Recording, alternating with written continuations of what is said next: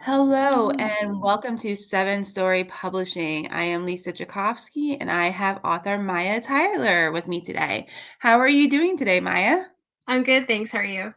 I am good. I'm super excited to talk about your books. From what I understand, they are paranormal romance. Yes. Yeah. Very interesting. Do you want to tell us about that and your inspiration for them? Sure. I like romance. And I decided to write paranormal romance because of the opportunities in terms of creativity. And I like magic and those elements. My first series had vampires and wizards and fairies. My latest series was a branch off of that one, is a spin-off series in which I have fairy godmothers, and they actually form a little company and grant wishes. So it's you're not your typical fairy godmothers, but they do more of like a guidance of they see people make wishes. In this case, my latest release is called Designed by Destiny, and the charge is the hero Nick, and he makes a wish in the Bellagio fountains in Las Vegas, and they see it on this magic crystal ball, and they give him some guidance along the way, some what we call nudges. So gonna push him in the right direction to where he has to go. So it's That cute. is so neat. So they don't actually know that it's a fairy godmother granting their wish. It's kind of like that little like sign type of a thing, right? Exactly, exactly. And they infiltrate the life of the person that they're helping, and just they pretend to be someone else, right? Like a PR consultant, or that sort of thing. So they kind of they help sometimes from the behind the scenes, and sometimes they have a more active role in which Very interesting. So we know with wishes, usually if you do a wish, there's some kind of negative consequence. Does that happen in your books or is it all positive, good stuff? Nothing negative happens. And I know there usually is a cost for magic, but this is more like, a more like a public service, more like, a good thing to do. So if it's like when you offer someone, a favor, you're not looking for something in return. This is more, there's not an agreement of there's going to be a cost. It's just, they've seen that the fairy godmothers have seen a lot in their lives, and they want to do something good, and they want to take their special talents and just help people, and they're not outright changing lives or interfering. It's just more of like, this person needs some help, and let's give them a helping hand. So So very interesting. So you said they've seen a lot in their lives. Do they live forever? Are they immortal too? no, not my fairies aren't immortal, but these ladies are in their 50s and 60s. So, and they came from interesting circumstances. So the fairies in my magical world are actually, they have a French background. They have their own kind of traditions and things, and these have, very very traditional. So they have a fairy court, they have arranged marriages, they have a lot of expectations on them. These ladies have left their old lives and their families behind, and said, nuts to this arranged marriage traditional nonsense, and we're going to just, take our talents and help people. So that's what I mean. They've had their own share of heartaches, and they all have, and in the stories too, I give their backstories. So where they come from, and kind of give them their own happy endings. So it's two stories combined. So it's my own special take there too. So Oh my gosh, I absolutely love that. Tell us a bit about the process for coming up with the backstories for the fairy godmothers. That sounds so interesting. well, like I said, it came from my first series, and I just felt like they had so much potential in terms of, I had in book 4 of my first series, I actually had a fairy godmother. The one of the love interests of my first of that book had a fairy godmother. And it's so then I didn't have so much background on her. I just kind of had, and then the other, the main character, then I also gave him a fairy godmother. So they both had fairy godmothers in this case, and they were both part of the trio. So I have 3 fairy godmothers. And then I didn't give them much of a backstory. I just kind of had, this is kind of where they came from, and this is what they're doing. And they run a bakery as their cover story. And so I thought, they really need their own stories, because they have where did they come from, kind of, popped out of the blue. So I thought of how to do it. And the first fairy godmother I featured was, her name was Faye. And I actually had her very involved in the politics of the fairy court. And she escaped the corruption of it. And it was her family who was very intimately involved with it. So it was very personal for her to leave and that sort of thing. So then, she had an arranged marriage, and basically she left her fiance in France, and he had his own backstory. He decided to, start a school for fairies, who were escaping the corruption from their own government, basically. And so he's living his life, and she's living hers. And then 30 years later, they reunite and get. Wow, that is so interesting. Oh my goodness. How did you come up with the names for your characters? Um, just sometimes it's just, you look up names that start with and then a letter, or baby books are a very good reference, although getting ads for cribs when your kids are teenagers is a little weird, but it's just a normal way. And then looking up, um, what the meanings are and that sort of thing. So it's a little bit of Google, a little bit of this name feels right. And sometimes they, input with, I think my name should be. And then with fairy godmothers in particular, I wanted their names to stand for the acronym. So Fairy Godmothers Incorporated. So I have a Faye, I have a Ginger, and I have an Irene, and she goes by Rainy. So that I was love that. That is really adorable. That's so cool. I love the idea of it standing for something like that. Take yeah. us through the process of writing your novels. Did each one take a certain amount of time? Was one tougher to write than another? Um, This one took about a year. So I started writing it as a different story. It was a whole, completely other story. And then when I was trying to find, a good couple to use as my charges, my hero and my heroine, I remembered this story, and I kind of incorporated that into this. So that's how that process went. But sometimes it comes easier than not. Usually I picture it like I'm driving in a car and I can see what's in front of me. Lately it's been I'm driving in the dark and I can see what the headlights are showing me only.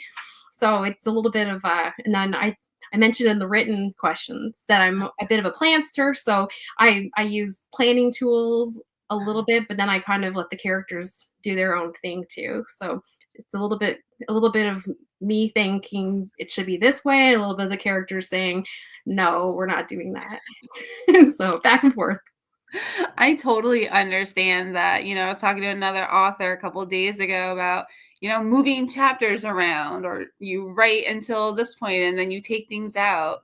Do you have a lot of that happen when you're going through the editing process of your books? Oh, absolutely.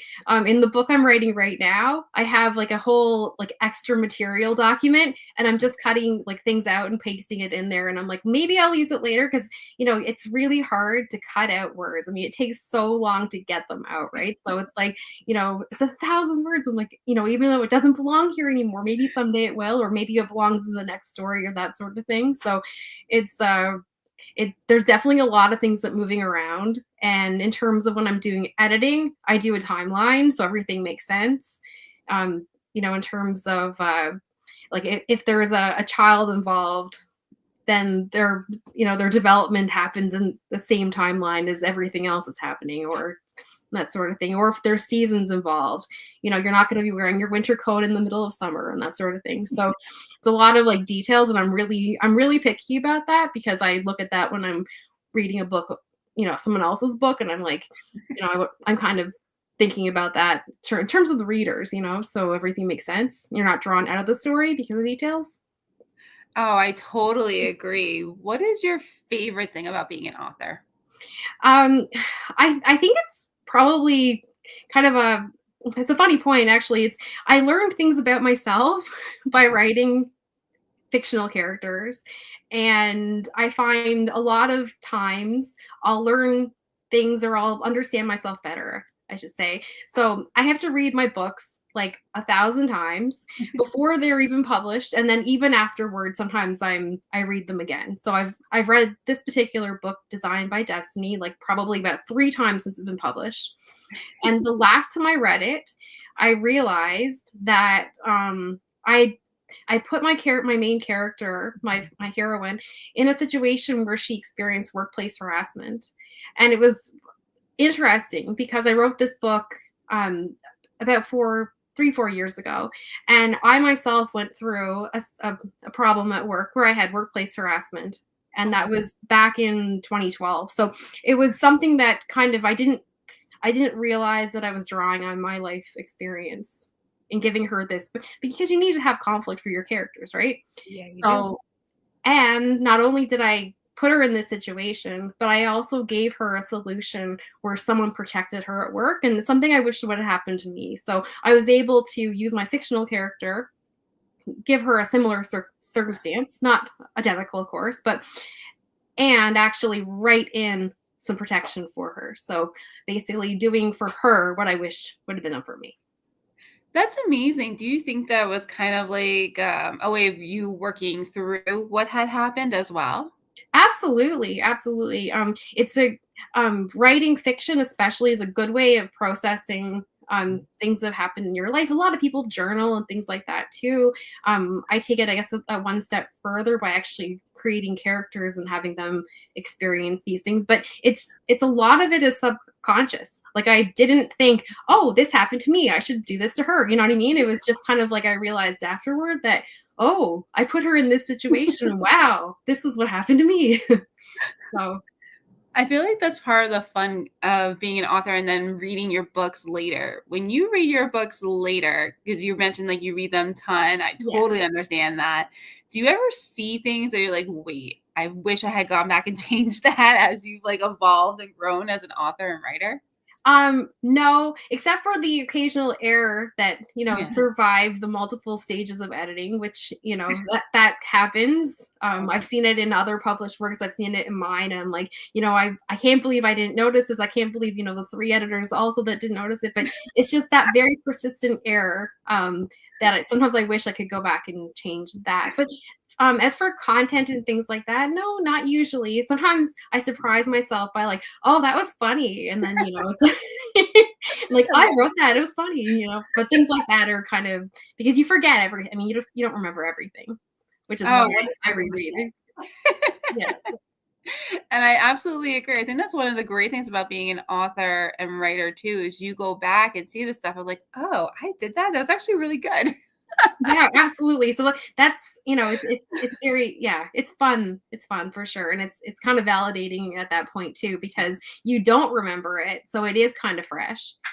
Exactly. Is there anything that is super tough or really hard about being an author and writer? Um, Definitely the marketing and promotion of it. I mean, it is super tough out there. But there's a lot of opportunities to advertise your books, but you don't know what's going to work. You don't know if, like, making Mhm. videos or doing interviews or author collaborations and things like that. You just try everything. You're throwing, a big ball of mud at the wall and hoping that something's going to stick, because you want to get your books out there. And then I have this other thing too, that I am super shy. So I don't want to, like, go out and say, "Hey, I wrote a book, want to buy it?" You know what I mean? Because it feels so. It's That's weird. Yeah, I know. I've known people for like years before they even know I've written a book, let alone publish one. It's just one of those kind of strange things where, you want to get it out there, and then, but it's really tricky, right? 100%. And you are fully self-published? No, it's an indie publisher. It's a publishing company in Ireland, so there is a lot of support in terms of, like, bouncing off ideas and things. But I think even traditionally published authors are hitting the sidewalk with their own promo a lot of these days. I've heard from different publishers, so from different authors who have published with indie, traditional, hybrid, all those.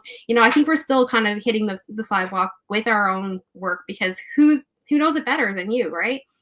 Exactly. Can you tell us about the process with the traditional publisher? How did you come across this publisher, and what was the process like? Was there anything enjoyable, anything that was difficult? Well, I found this publisher actually through Pitch Mad. He was Pitch Mad Oh, on nice. Twitter when it was Twitter. Yeah. And it was crazy, right? I think there were 3 publishers who were interested in seeing, like, first chapters, and this one seemed like a really good fit. So, I've now published, 6 books with this publisher, Wow, and that's that's incredible. yeah. Congrats on that. And I remember that stuff when it was Twitter before it got taken over. Yeah, yeah. So, I don't That is know if they crazy do, too. if I don't know if they do those kinds of, hashtags anymore for, like, matching up. I think they do them with agents sometimes, but I was just, I was very lucky. It was very, I mean, it was a publisher I hadn't heard of before. They're a very small company, and it has like a family feel to it. They're really supportive, but I think that's incredible. And I've seen on threads they do it with agents that are open to queries. I don't even know my password for X or whatever it's called anymore. But I do love that because it encourages other authors to do that with social media too. I haven't seen it anywhere else besides Threads, but it's really awesome. And yeah, it can be like a mad dash for it, but I think that's yeah, really great that you got a publisher that way. And you've published 6 books with them. How yes. are your books doing? For them to want to come back and keep publishing, they're doing really well then. Um, I I don't know how I don't know how well is. I mean, the metric compared to other authors in my genre or even in the subgenre. But I am a very active promoter. I'm very consistent with that, and I know that that's something that they appreciate because if a company is going to invest in you, you want to make sure that the person is also invested in their own product. And so I guess I'm doing well enough. Um, I the think that's first amazing. the first 5 books that are in a series, and Mhm. they just got put into print in December, which was really exciting. So it's in That's ebook amazing. publisher first. Wow, congrats on the paperbacks coming out and being in print or the hardcovers. What Yes. kind of a feeling was that when you got your first author copies? Oh, amazing. Amazing. That was really I mean, this it's a complete cliche, but when I say dream come true, absolutely. I mean, anyone who, held a book in their hands when they were little and just read a book and say, "One someday I wanna write a book. And then someday I wanna, like, publish a book, and someday I wanna, like, hold my book like Oh. like a child," right? Like, it's like a so Did you always wanna write and publish since you were a kid? yes, absolutely. Didn't intend for it to be a career. I just always liked writing. Always wrote something, poetry, short stories, and then as an adult, I started a whole bunch of novels. Started them, got to the middle, and went, oh no, and then so I have like the box of unfinished writing, literally. And as an adult, I'm like, I want to finish a book. I want to write a whole entire book. And it is hard. It is, you know, for all the people who say they want to write a book, you know, absolutely try, absolutely do it, but it is hard, right? It's Absolutely is. It's not what people think, to be honest. no, it's not. And you're not actually writer. You're actually a rewriter because you will write that thing over and over and over like a zillion times before it's even like good enough for someone else to see, right? It's I absolutely agree with that. Any advice for an aspiring author or writer who's thinking about publishing their first book? What would you well, tell them? get that first draft done and then work on it. And know that you will get better as you go along and practice and practice and practice. And the only way you can do that is by writing and writing and writing and reading and reading and reading. Like reading is just as important to the writing process as actually writing. And don't worry about your audience. Write the story that you want to write and then the rest will come. I think that's the best advice because I feel like a lot of people think about what are people going to say, who's going to judge it, and, things like that. And you mentioned reading as well. Why do you think it's so important to read a lot of books to become an author and writer? It gives you exposure to the character development that other people use, right?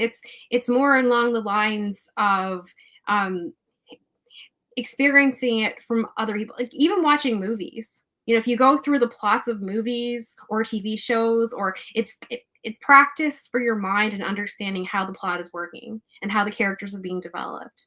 And it's not even that, you know, your characters and your plots might be completely different, but it just gives you that extra exposure and just it's an exercise in practical application basically.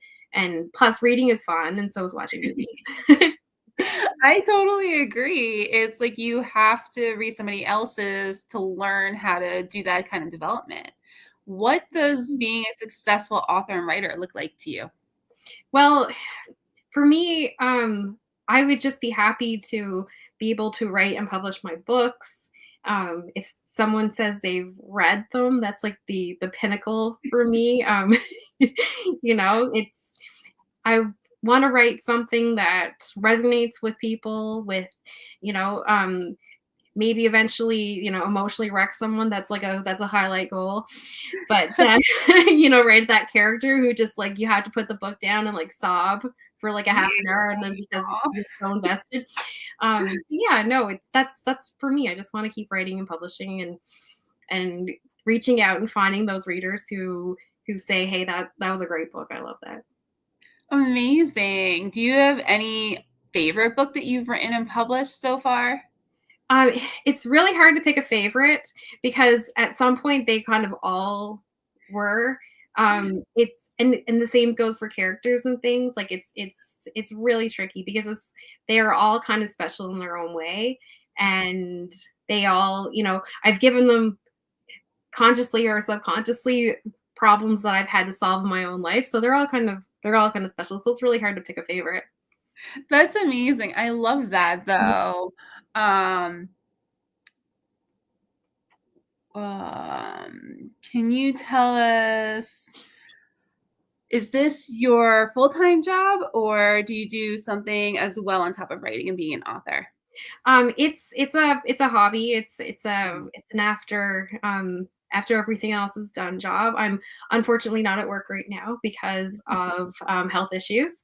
Oh, So this is my free time therapy enjoyment activity. that's amazing though. When you were working, how did you balance things? You know, because a lot of people, it's almost like two careers. How did you balance having both? Well, when I was working, I was healthy, so I actually was able to have, you know, the extra time that I had. I would write during lunch breaks. I would write after the kids went to bed. Um, I was able to write a lot more actually when I was working than I am now due to my health conditions. But I just yeah, it's just instead of one form of entertainment or another, you just write. Amazing. Do you do ARC readers? Do you have your family read everything before you print it? No, my husband has read one book I wrote. And and he liked it okay. He's a good sounding board for Mhm. problems I have, like plot problems and things, and he comes up with a lot of great ideas, some of which I do incorporate. But no, I don't think any of my family's read my books, and definitely not before I publish. I have ARC readers, but that's Mhm. for reviews after it's even been published. So I don't have any people who read before I submit. Just me. Amazing. How come your family hasn't read it? Is it just not the genre they like to read in? I don't know. I guess I just never really asked. It was kind of a now I've asked my husband, and he said now that my books are in print, because he's more likely to read a print book than an ebook. He's not an ebook person. And he said maybe, but right now he just started the first book of Wheel of Time, so I think he's gonna be there for a while. Awesome. That's so cool, and I don't blame him. There's just something about holding a book in your hands. It's so much Yes. better than reading on, like, on your phone or Kindle. Yeah, Where no, do you definitely. There's pros and cons for both. Right? Exactly. Like, everybody's different, but I'm so old school. I love holding that book. Where do you hope to see your series go? Do you want to continue the series? Do you hope it becomes like a movie or a TV show or anything like that? Well, for this particular series, I planned a trilogy. Uh-huh. So with the 3 fairy godmothers, they each get their story. I'm currently editing book 2. Um, so it features a different fairy godmother, and then book 3 will be the fairy godmother who didn't have a story yet, and I'm working on getting her a backstory. So I have bits and pieces of her backstory planned out, but definitely a trilogy for this one. And then I have a few other series ideas. I think I will move away from my magical series, Aw. but I don't know what holds what's next. I've got a couple series I'm thinking of. Really? So we have about 4.5 minutes left. Is there anything you want to tell us about the other series, about the book that you're currently working on? I'll talk about my current work in progress. So I'm just about ready to submit to the publisher. So fingers Mm, crossed they'll like this one too. I hope they do. It's an interesting story. I have a single mom and a doctor, and I have she's just broke up with someone. He lost his wife and child in a tragic car accident. Neither one of them are really ready for love, but mhm. I'm gonna help them sort that out eventually. Is that with the fairy godmothers? Is that how they're gonna help, or is this a totally different series? It's with the fairy godmothers, and I have my hero making the wish, and the wish is to hope that the pain of losing his family will go away. Oh, that totally tugs at your heartstrings. Oh my goodness. That just makes me wanna, like, know what are the little signs, like, what are the little things that they're gonna encourage them, like, how do they meet and all that? Oh my gosh, makes me wanna read it. I love it. Where can people find you? Where can people find your books, your website? My website is mayatylerauthor.com, and I am on X and Instagram, Facebook, and Threads. I'm not as active on Threads, but um, Instagram is my favorite right now. I find there are a lot of readers on there too, so it's good. I'm adding to my own TBR list, which is already a mile long, of course. I love that. I feel like when you connect with other authors, you just add on to your to be read list, you know? But it's Absolutely. so much fun to meet other authors and, like, build this community, you know? For sure, because it's a solitary activity, and it's very good to have that support. I'm involved in a local writers group, and I'm actually on their board for a 2-year term and serving as secretary. So it's been very rewarding and very good to be active in the community and be able to touch base with other authors as we go along this journey together.